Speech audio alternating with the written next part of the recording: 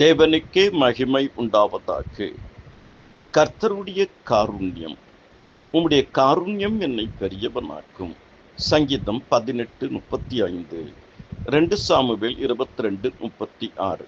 காருண்யம் என்கிற வார்த்தை தேவ அன்பிலிருந்து வருகிறது. அன்பு எங்க இருக்கிறதோ, தேவ அன்பு எங்க இருக்கிறதோ அங்கு கருணை, கிருபை, தயவு, இரக்கம், காருண்யம் எல்லாம் இருக்கும். கர்த்தர் காருண்யத்தின் தேவன். காருண்யம் என்னும் கேடகம் என்று சொல்லப்படுகிறது. கர்த்தருடைய காருண்யம் நம்மை பெரியவனாக்கும்.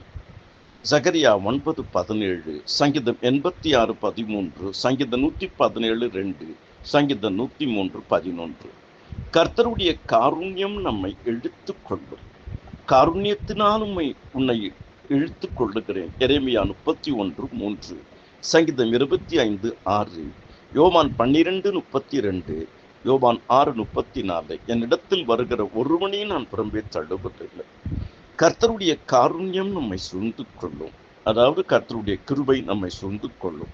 நீர் நீதிமானை ஆசீர்வதித்து காருண்யம் என்னும் கேடகத்தினால் அவனை சூழ்ந்து கொள்வீர். சங்கீதம் 5:12, சங்கீதம் 32:10, சங்கீதம் 33:5. தேவ கிருபை உங்களை ஆள்வதாக.